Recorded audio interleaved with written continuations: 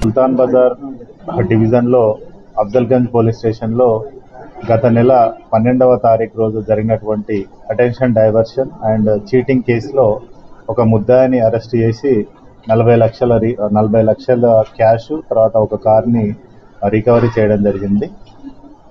ఈ కేసు యొక్క వివరాలు తెలపాలంటే ఇందులో విక్టిమ్కి ఈ అక్యూజ్డ్ పర్సన్స్ అంటే A1 జయకుమార్తో పాటు ఇంకా ఇద్దరు అక్యూజ్డ్ పర్సన్స్ ఉన్నారు. సో ఇందులో ఉదయ్ అలియాస్ రెడ్డి అని ఇతను కూడా ఈ A1 యొక్క సొంత భావమర్ది.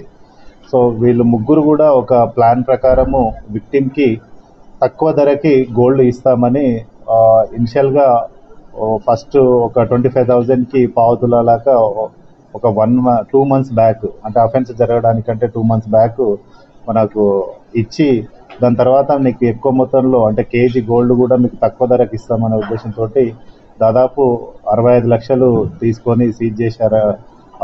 తీసుకొని మీకు కేజీ గోల్డ్ ఇస్తామని ఒక అన్నోన్ బ్యాగ్ ఇచ్చి అందులో ఒక చిన్న రాళ్ళు తర్వాత దానికి పేపర్లు కొన్ని పెట్టేసి ఇచ్చేసి పోయారు.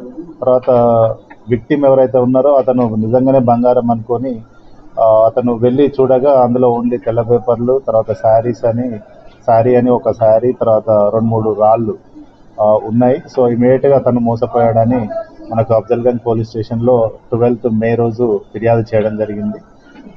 ఫిర్యాదు అందిన వెంటనే అఫ్జల్గంజ్ పోలీసు FIR రిజిస్టర్ చేసి ఇన్వెస్టిగేషన్ చేపట్టడం జరిగింది.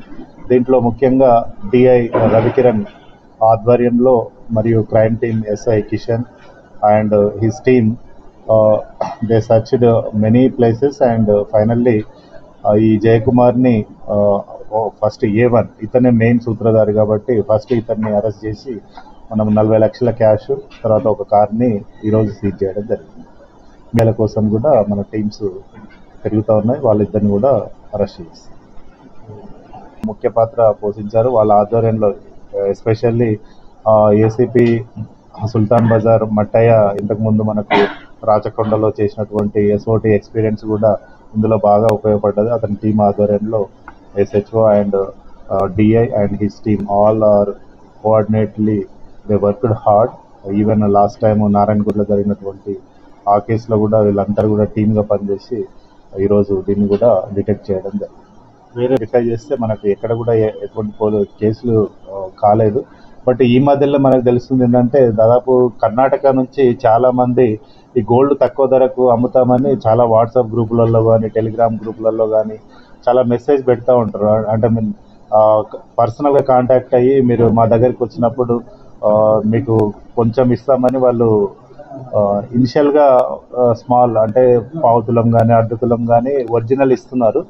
దాని తర్వాత మనీ ఎక్కువ తీసుకున్నప్పుడు దాన్ని ఫేక్ గోల్డ్ కర్ణాటకలో కూడా తెలిసింది. ఇంతకుముందు మనకు మన స్టేట్లో కాదు కానీ ఏపీలో కూడా కడప డిస్టిక్లో same similar type of incident జరిగింది. బట్ మన దగ్గర అరెస్ట్ అయిన ఈ అక్యూజ్డ్ మీద ప్రజెంట్ ఓన్లీ ఒక కేసు మాత్రమే ఉంది. సో వీళ్ళు రాయచూరు డిస్టిక్ కర్ణాటక ప్రాంతానికి చెందింది.